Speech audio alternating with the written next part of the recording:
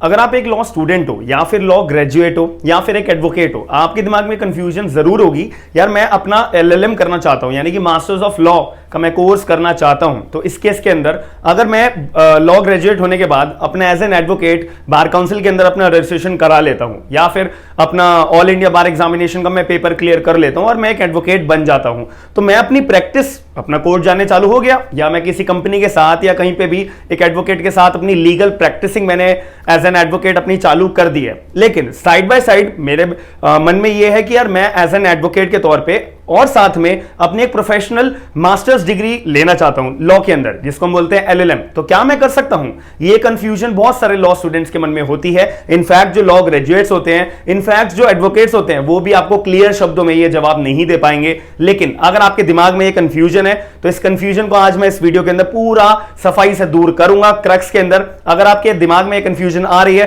तो comment box के अंदर बताना जरूर कि इसका आंसर क्या होगा। अगर आपको आंसर नहीं पता तो भी आप अपना पॉइंट ऑफ व्यू जरूर बताइएगा कि कर सकते हैं एलएलएम या नहीं कर सकते। मैं आपको पूरी वीडियो के अंदर एक्सप्लेन करूंगा इसका जवाब, साथ में बार काउंसिल ने इसके पीछे क्या ऑर्डर जारी करा था और दिल्ली हाई कोर्ट ने भी क्या इसके रिगार्डिंग कोई फैसला सुनाया है या नहीं सुनाया, दिल्ली यूनिवर्सिटी के अंदर कोई मुद्दा ऐसा रेज हुआ था या नहीं हुआ था, पूरा डिस्कशन इस वीडियो के अंदर आपको होगा। तो मेरा नाम है आयुष, आप देख रहे हैं स्मार्ट एंड लीगल गाइडेंस। अगर आप लोग अनअकैडमी पे बिल्कुल फ्री ऑफ कॉस्ट सारी की सारी जुडिशरी की क्लासेस देखना चाहते हो तो आप लोग कोड यूज कर सकते हो SLG10 का, आपको एक एक क्लास बिल्कुल फ्री ऑफ कॉस्ट देखने को मिल जाएंगी।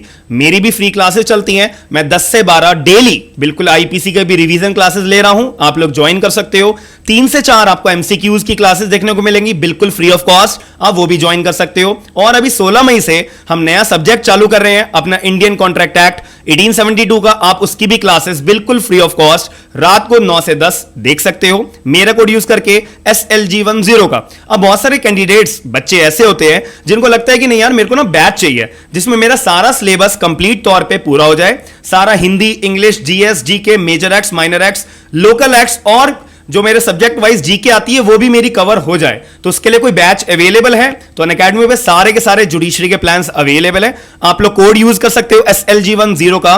तो टेस्ट सीरीज भी चलती हैं तो डेली बेसिस पे ये भी ज्वाइन कर सकते हो, मंडे से लेकर संडे तक अलग अलग सब्जेक्ट्स की। इनफैक्ट सैटरडे और संडे को आपको करंट अफेयर्स के सेशंस भी देखने को मिला करेंगे, बस आपको कोड यूज करना है SLG10। सबसे पहली बात, यहां पे lawyers can do LLM without suspending their licence. भाई मेरा लाइसेंस भी सस्पेंड ना हो बार काउंसिल का एज एन एडवोकेट, साथ में मेरी रेगुलर बेसिस पे, रेगुलर मैं वर्ड यूज कर रहा हूं, रेगुलर बेसिस पे मैं अपना एलएलएम कर रहा हूं। तो क्या मैं कर सकता हूं? आपका आंसर होगा सीधा शब्द में यस, आप सभी लोग एलएलएम अपना एज ए रेगुलर स्टूडेंट कर सकते हो। लेकिन इसके पीछे के रीजन आपको जानने बहुत जरूरी है। सबसे पहली बात यहां पे आपको बता दूं, हमारे भारत के अंदर ना लीगल प्रोफेशन में अगर आपको एंट्री करनी है तो 2 कोर्सेज हैं जो बिल्कुल ही रिकॉग्नाइज है पूरे भारत के अंदर। फॉर एग्जांपल अगर आपके पास ग्रेजुएशन की डिग्री है तो आप LLB 3 इयर्स का कोर्स चूज कर सकते हो। लेकिन अगर आप सीधा 12वीं पास के बाद डायरेक्ट लीगल प्रोफेशन के अंदर आना चाहते हो तो आपके पास एक ही रास्ता होता है कि आप जो है LLB 5 इयर्स वाला कोर्स चूज कर सकते हो, जिसको हम बोलते हैं BLLB, BBLLB, BSc LLB और भी बहुत सारी तरीके की LLBs होती है 5 साल वाली, जो अलग अलग कॉलेजेस करवाते हैं और जो रिकॉग्नाइज भी होने चाहिए बार काउंसिल ऑफ इंडिया के द्वारा। इसको हम शॉर्ट फॉर्म में LLB ऑनर्स बोलते हैं। लेकिन आपका मन कर रहा है कि नहीं अभी मैं प्लान करूंगा LLB करूं या ना करूं,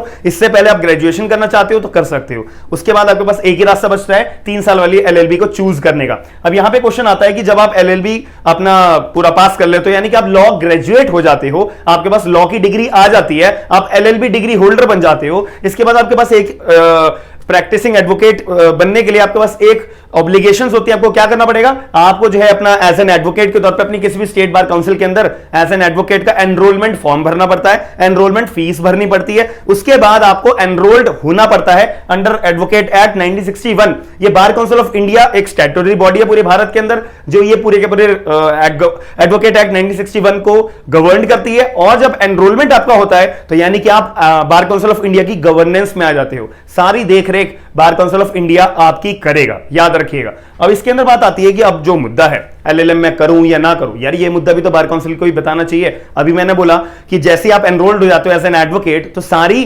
जिम्मेदारी बार काउंसिल ऑफ इंडिया की आ जाती है, सारी कंफ्यूजन दूर करने के लिए जिम्मेदारी बार काउंसिल ऑफ इंडिया के पास आ जाती है। तो इसी वजह से जो बहुत सारे कैंडिडेट्स होते हैं उनके दिमाग में भी क्वेश्चन आते हैं कि यार मैंने अपना एनरोलमेंट करा लिया, मेरी प्रैक्टिस चालू हो गई है, मैं कोर्ट जाना चालू कर चुका हूं, केस भी लड़ना चालू कर चुका हूं और एक एडवोकेट के साथ में मैं काम सीख भी रहा हूं, एक्स वाई जेड। ये हर एक कैंडिडेट की अपना अपना पर्सपेक्टिव होता है। साथ में वो चाहते हैं कि यार मैं ना अपनी एलएलएम भी करना चाहता हूं, मास्टरी डिग्री करना चाहता हूं, तो मैं क्या कर सकता हूं? और मेरा लीगल प्रोफेशन का जो लाइसेंस है भाई वो भी सस्पेंड ना हो।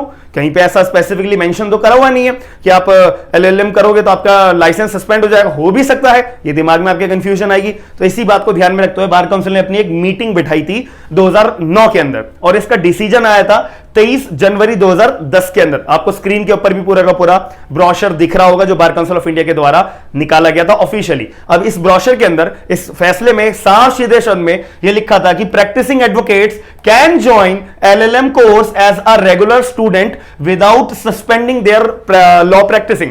क्या आपका जो है बार काउंसिल लाइसेंस नहीं छीनेगा? आपको बार काउंसिल वाले ये नहीं कहेंगे कि भाई आपका लाइसेंस सस्पेंड करा जाता है क्योंकि आप रेगुलर स्टूडेंट में रेगुलर कोर्स में ज्वाइन हो। और हालांकि आप एज एन एडवोकेट हो तो आप कोई दूसरा कोर्स कोई दूसरी जगह पे जॉब नहीं कर सकते, ये सीधी बात है। लेकिन यहां पे जो बार काउंसिल है इन्होंने एग्जेम्पशन कर दिया कि अगर आप मास्टरी करना चाहते हो एलएलएम के अंदर तो आप वो कर सकते हो, बिल्कुल आपको कोई टेंशन नहीं होगी। लेकिन अब ये सीधे तौर पे 2010 में ब्रोशर निकाल दिया था। लेकिन एक और मुद्दा आया। अब दिल्ली हाईकोर्ट के अंदर एक पिटीशन फाइल करी गई। क्यों? क्योंकि जो दिल्ली यूनिवर्सिटी है ये भी अपना एलएलएम का कोर्स कंडक्ट करवाती है। 2 साल वाली एलएलएम का एक कोर्स कंडक्ट करवाया जाता है और एक 3 साल वाली एलएलएम का कोर्स कंडक्ट करवाया जाता है दिल्ली यूनिवर्सिटी के द्वारा।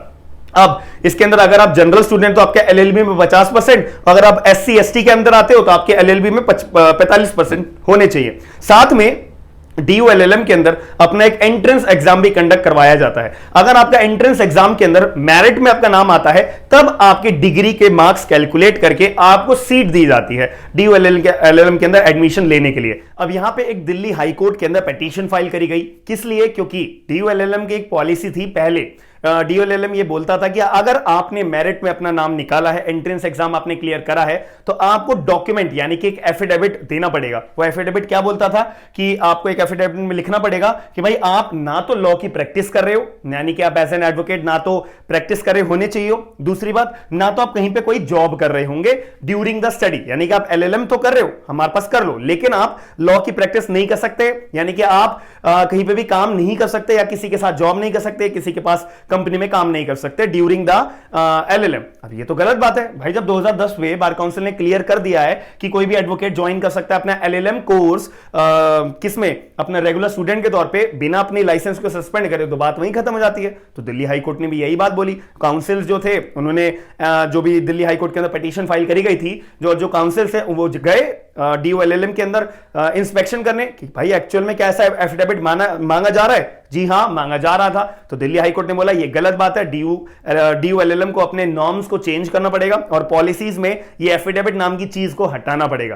तो मैं ऐसा करता हूं कि आपके जो मन में ये डाउट आ रहा था, आज इस वीडियो को देखने के बाद सारा डाउट आपका क्लियर हो गया होगा। और ऐसी डेली अपडेट्स आपको अगर पसंद है देखनी या आपका कोई भी डाउट है तो आप मुझे कमेंट बॉक्स के अंदर जरूर बताइएगा। मैं वीडियो बना के वो डाउट को जरूर क्लियर करा करूंगा। साथ ही में अगर आपको वीडियो पसंद आई है तो वीडियो को लाइक जरूर करिएगा, चैनल को सब्सक्राइब जरूर करिएगा और डेली अपडेट्स जानने के लिए आप मेरे चैनल को फॉलो करते रहिए। साथ में आपकी एक ड्यूटी है कि इस वीडियो को शेयर करके औरों को भी अवेयरनेस जरूर दीजिएगा। हम मिलते हैं नेक्स्ट वीडियो के अंदर। थैंक यू, धन्यवाद।